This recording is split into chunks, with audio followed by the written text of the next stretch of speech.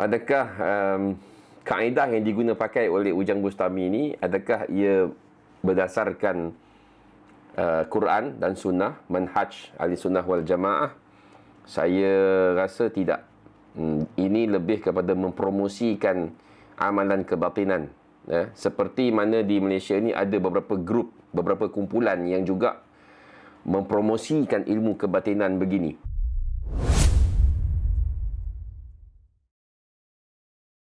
Assalamualaikum warahmatullahi wabarakatuh. Penonton-penonton yang saya kasihi sekalian, alhamdulillah, dengan taufik dan bantuan Allah Subhanahu Wa Taala, kita bertemu sekali lagi. Dalam video kali ini saya akan memberikan reaksi dan juga komentar tentang seorang hamba Allah yang bernama Ujang Bustami. Saya dah buat carian di YouTube. Jadi kita akan tengok beberapa video, bukan satu video saja, cuma beberapa video. Sebab orang tanya saya, minta pendapat saya tentang kaedah dia.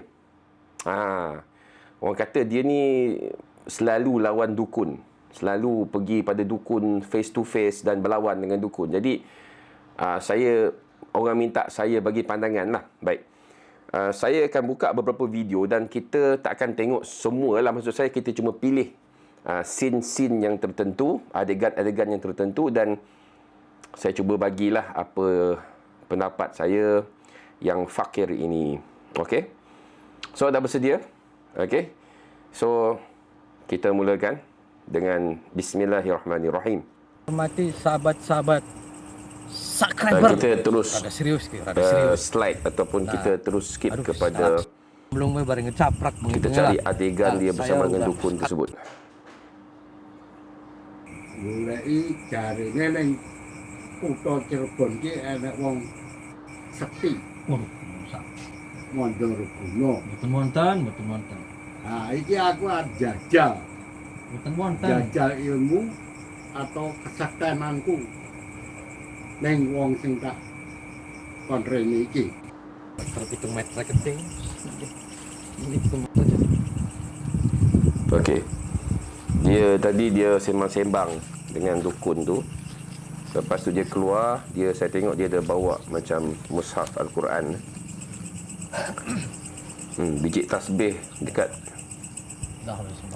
tengkuk dia tu pun masya-Allah panjang juga. Bismillahirrahmanirrahim. Allahumma inni as'aluka bismillahirrahmanirrahim. La ilaha illa huwa al-ahad as-samad lam yalid walam yakul lahu kufuwan ahad. As'aluka bismillahirrahmanirrahim. Dia berdoa. Mungkin dia bersedia untuk berlawan dengan dukun santet tersebut.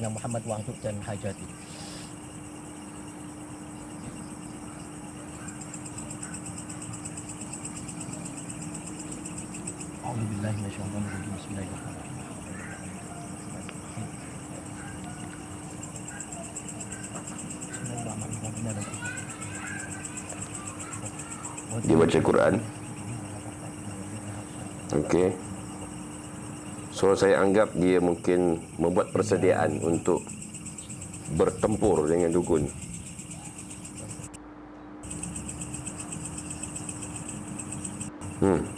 Apa pula jadi? Saya tak pasti apa yang berlaku.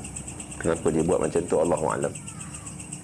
Itu luar biasa tadi atas cuma sahabat. Dia kata nampak benda dekat atas rumah dukun tu. Tadi beberapa kali ngajarnya di sini ceduk mana. Di sana anak boy 10 meter. Dia kata kesan mungkin pengaruh dukun ataupun power dukun tu kuat sangat. Jadi bila dia bermunajat tadi dia rasa efek yang tadi kan orang kencang serangan. Video ni agak panjang jadi kita cuma skip cuma nak tengok apa yang berlaku. Ini senjata makan tuan.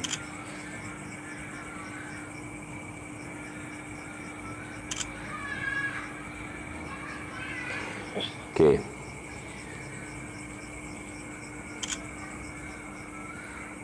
Allahumma salli ala Muhammad ya Rabbi salli alaihi wasallim. Allahumma salli على محمد يا رب صل عليه وسلم. الله.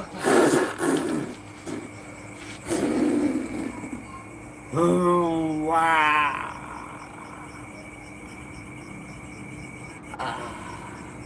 Baik. Okey, saya dah faham dah.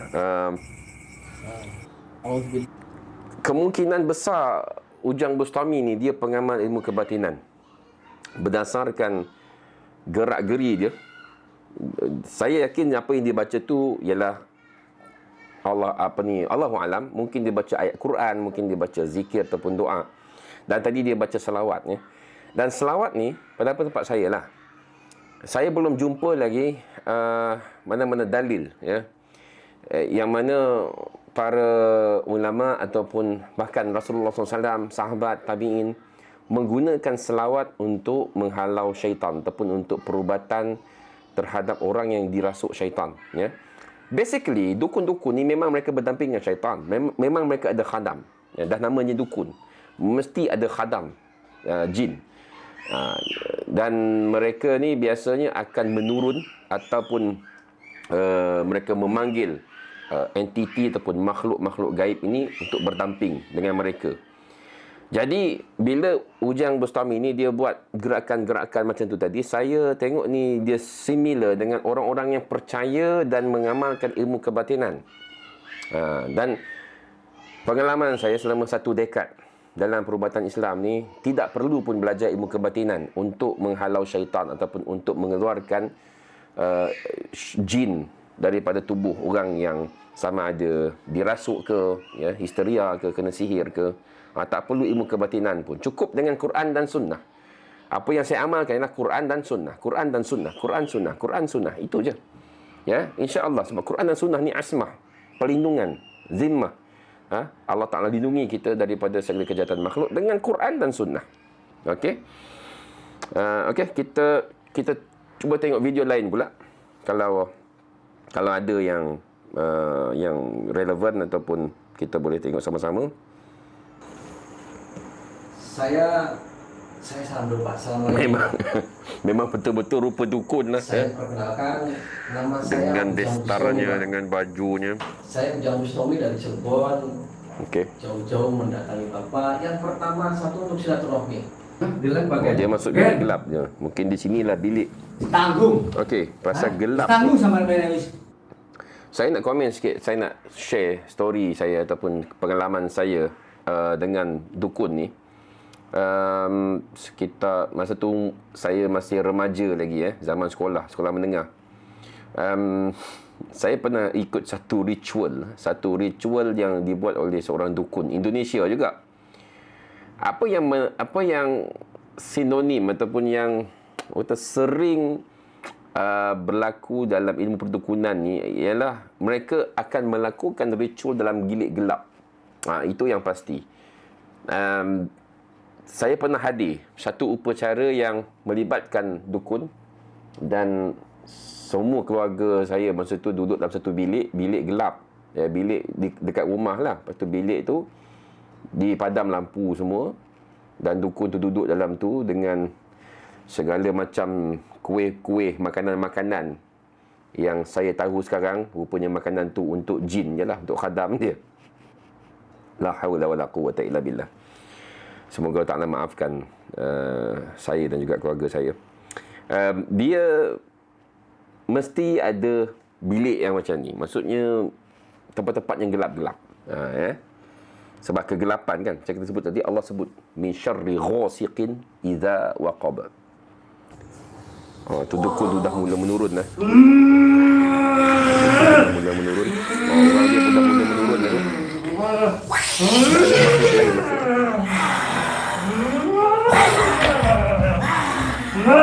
Tak ada makhluk yang masuk.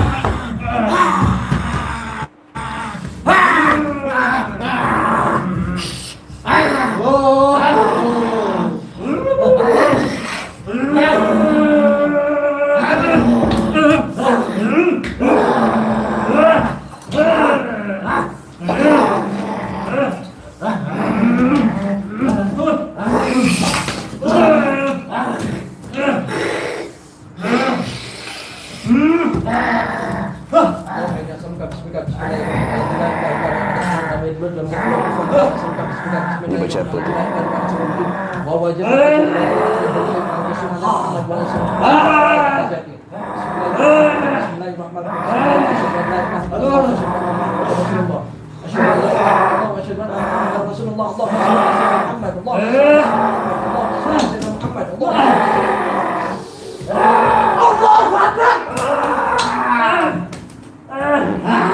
Tidak syak lagi lah.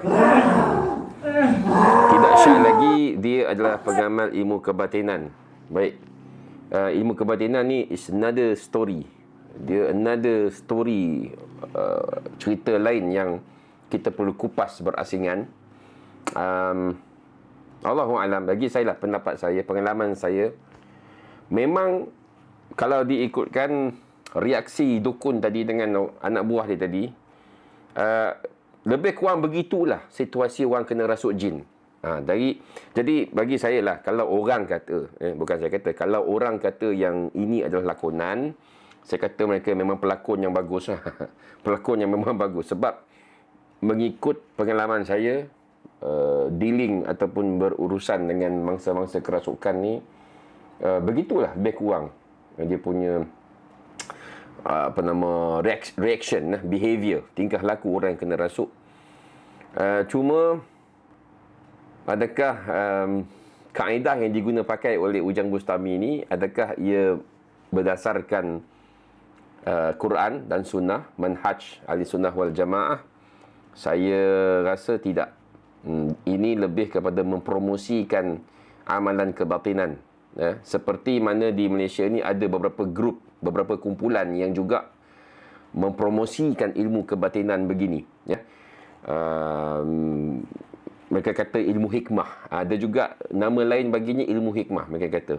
Contohnya orang tu mengamalkan zikir-zikir tertentu, lepas tu dia macam ada aura, ada energi yang di sekitarnya yang boleh menangkis serangan-serangan jin dan syaitan, sihir dan sebagainya.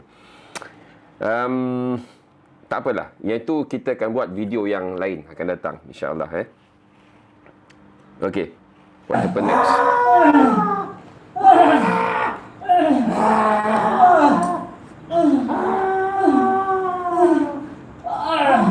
Allahu Akbar.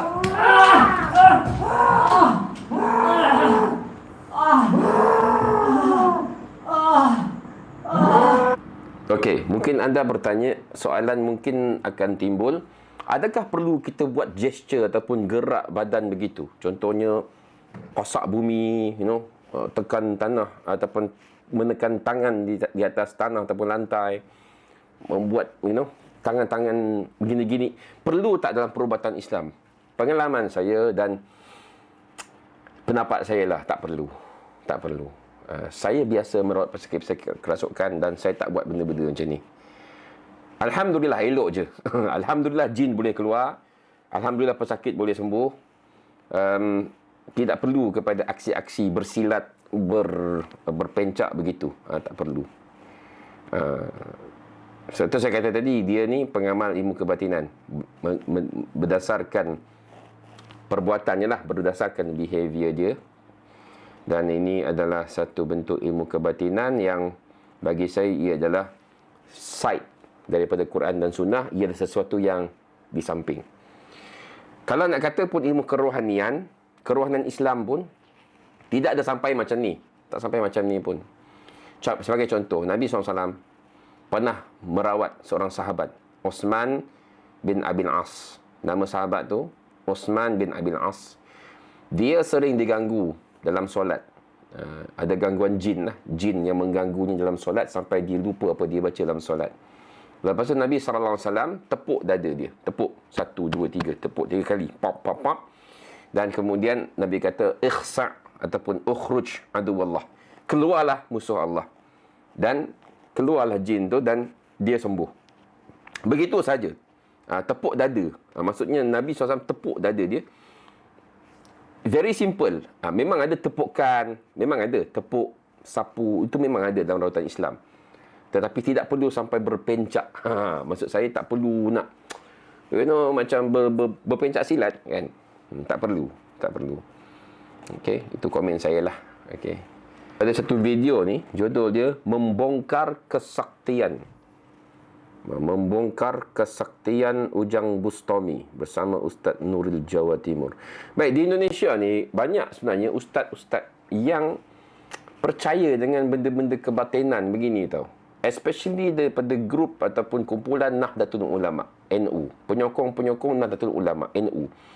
NU ni di Indonesia adalah satu pertubuhan, kita kata satu ormas, organisasi yang besar, yang daripada memang tradisional.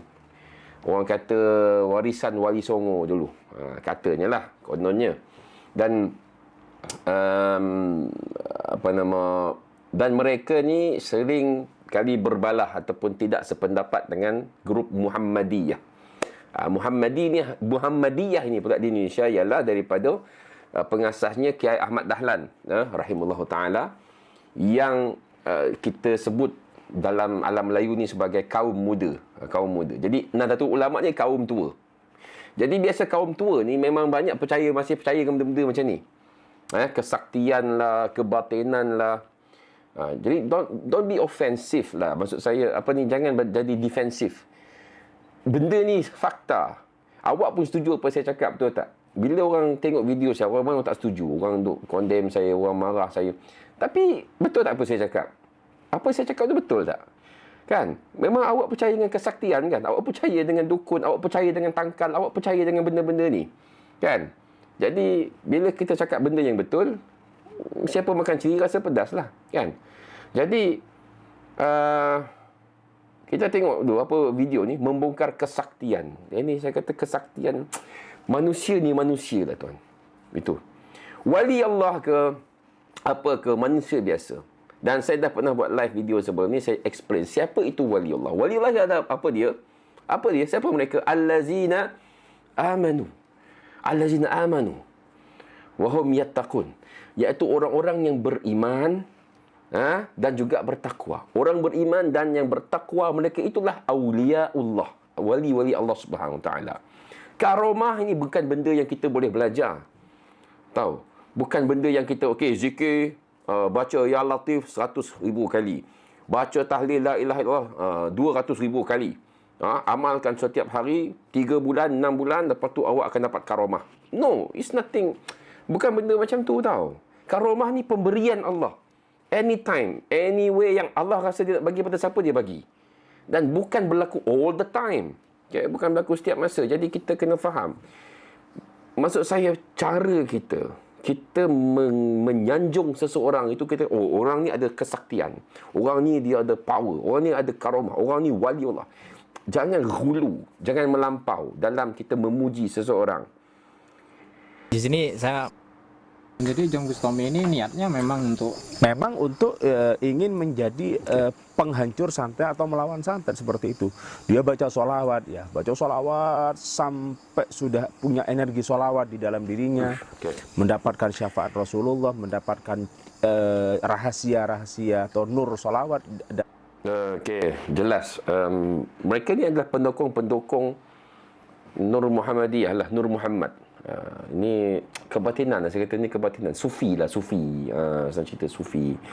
Saya tak berminat bidang sufism ni sebab mereka banyak amalan-amalan yang bertentangan.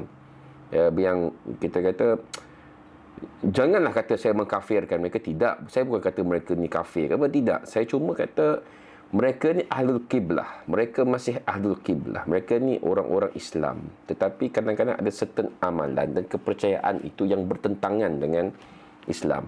Dia kata membaca selawat sampai dapat energi selawat.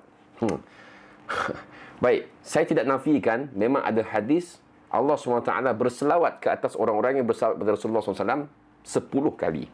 Satu kali kita berselawat pada Nabi SAW. Allahumma salli ala Muhammad wa ala ali Muhammad. Allah dan malaikatnya berselawat ke atas kita 10 kali. Itu memang ada. Kelebihan selawat memang ada. Kelebihan fadilat berselawat ke atas Nabi memang ada. Dapat syafaat Nabi, insya-Allah boleh dapat. Tapi syafaat Nabi bukan dekat dunia ni. Syafaat di akhirat kelak. Di akhirat kelak, bukan di dunia ni. Ya. pahala-pahala selawat kita tu akan terkumpul dan akan dibawa ke sana. Di dunia ni Allah Ta'ala akan mudahkan urusan kita, Allah Ta'ala akan lindungi kita. Itu memang ada. Saya akui benda tu.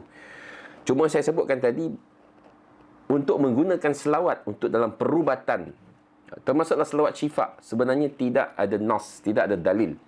Tidak ada daripada Quran, tidak ada daripada hadis. Bagi saya lah, kalau saya lah di tempat Ujang Bustami, apa saya guna untuk lawan dukun-dukun ini ialah Ayatul Kursi. Dan Syekh Wahid Abdul Salam Bali, Hafizahullah Ta'ala, dia sebut dia pernah hadir dalam satu majlis, macam pertunjukan, perdukunan ialah kesaktian di tempat dia lah, di Mesir. Dan dia baca ayat kursi dan ternyata trik ataupun pertunjukan tersebut gagal. Dukun tu tak boleh tunjukkan kesaktian dia. Dia baca ayat kursi dalam hati dia saja. Jadi kata Syekh Wahid Abdul Salam Bali. Jadi adakah Nabi Rasulullah sallallahu alaihi wasallam pernah bercakap ataupun pernah berjumpa bersemuka dengan dukun? Memang ada. Itu memang ada. Hadis Ibnu Sayyad. Ibnu Sayyad ni ialah seorang dukun pada zaman Nabi SAW dan Nabi pernah bertanya kepadanya. Tapi bertanya untuk menguji adakah dia ni Dajjal ataupun bukan Dajjal. Sekadar bertanya untuk memastikan siapa dia, apa amalan dia. Itu tidak mengapa. Tetapi kalau seorang itu pergi berjumpa pada dukun dan mempercayainya, maka jatuh kafir. Tapi kafir yang bukanlah kafir yang mengeluarkan orang daripada Islam. Itu sebagian pendapat sebagian ulama mengatakan begitu, ya. Tetapi tetap hukum haram, berdosa kita datang pada dukun dan minta pendapat ataupun minta khidmat mereka. Tetapi apa yang dibuat oleh Ujang Bustami ni, dia lawan dengan dukun santet apa semua ni. Saya kata begini, jika betul dia bertemu dengan dukun yang sebenar dan melawan mereka dengan ayat-ayat Quran, dengan zikrullah, maka saya kata ia satu perbuatan yang berani lah, dan mungkin dia cuba untuk menegakkan kebenaran ataupun cuba menegakkan kebenaran Al-Quran dan mengelak orang ramai daripada bertemu dukun, untuk melarang manusia daripada menghampiri dukun, menjauhi sihir, jangan sihir orang. Sebab orang datang pergi jumpa dukun santet ni untuk buatkan orang lain, betul tak? Untuk membuat jahat pada orang lain. Jadi ini haram dalam Islam. Sihir ni adalah dosa yang besar, ya, dosa yang besar, tak boleh buat. Jadi apa yang dia buat tu satu benda yang berani, dan kalau niat dia untuk mengajak manusia supaya kembali pada Quran, kembali kepada mengamalkan syariat Islam dan jangan beramal dengan benda-benda macam ni, maka ia satu benda yang bagi saya lah benda yang ma'ruf. Tapi kalau dia hanyalah lakonan, seperti mana, bukan saya kata orang di Indonesia, ada beberapa tokoh lah di Indonesia yang mengatakan dia adalah settingan ataupun lakonan, maka saya kata ia lakonan yang bagus. Lakonan yang maksud saya bagus ni ialah lakonan yang macam buat sesuatu untuk menyampaikan kebenaran tapi dalam bentuk berlakon. Kan, seorang berlakon jadi dukun, seorang berlakon jadi jadi perawat ke, ustaz ke, supaya orang nampak keburukan sihir, supaya orang nampak benda tu tak boleh diamalkan. So saya kata lakonan ke apa ke, cuma kalau ia lakonan, ia sepatutnya disclaim lah kalau betul. Jadi kalau betul lakonan, maka dia kena declare. Tapi kalau Ujang Bustami sendiri dia kata ini bukan lakonan, ini betul, so kita terima apa zahir sajalah. Jangan, kita tak perlu nak hukum benda-benda batin yang kita tak nampak, tapi benda-benda yang zahir. Ya. Jadi kesimpulannya saya boleh kata, yang pertama ialah dia seorang pengamal ilmu kebatinan berdasarkan gerak-gerinya dalam melawan dukun itu tadi. Yang kedua, dia buat benda macam ni untuk menyedarkan orang ramai tentang bahaya dukun, ya, apa dosanya dan sebagainya. Bagi saya benda yang boleh diperhalusi lah, boleh diperbaiki. Usaha yang baik, usaha yang bagus, cuma boleh kita perbaiki, boleh kita perhalusi, insya-Allah. Jadi masing-masing ada peranan masing-masing dalam dunia dakwah. Ya, macam kita di sini, saya banyak membuat rawatan.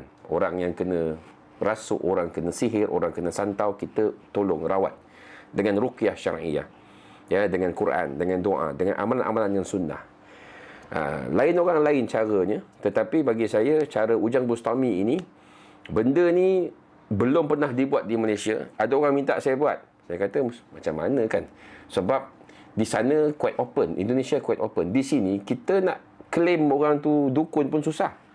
Sebab di Malaysia tak ada siapa berani mengaku dia dukun sekarang ni. Dia akan guna gelaran ustaz. Dia akan pakai kopiah, pakai serban macam saya ni kan. Dia kata saya bukan dukun, saya guna Quran. Tetapi hakikatnya mereka punya kaedah rawatan sebenarnya perdukunan. Kan? Ni ramai di Malaysia. Jadi kita nak kata orang tu dukun pun susah. Melainkan betul-betul ada bukti yang dia menggunakan kaedah perdukunan dan dia sudi untuk ditemu ramah. Macam dukun dalam video Ujang Bustami tu lah kan. Kalau mereka sanggup di-expose, adakah mereka sanggup di-expose, didedahkan siapa mereka dengan nampak muka semua kan? Siapa nak? Soalan dia, ada tak mana-mana dukun di Malaysia ni yang nak saya jumpa dengan mereka dan bertemu dan kita buat live ataupun recording begini? Okay. So it's not that easy lah. Bukan mudah. Bukan kata tak boleh buat. Boleh buat. Tapi ada tak dukun yang sudi untuk kita rakam di YouTube ataupun di media sosial begini? Itu soalannya. So, terima kasih kerana menonton. Aku liqauli hadza wa astaghfirullah li wa lakum wa li sairil muslimin wal muslimat. Subhanakallahumma wa bihamdik asyhadu an la ilaha illa anta wa astaghfiruka wa atubu ilaik. Wabillahi taufik. Wassalamualaikum warahmatullahi wabarakatuh.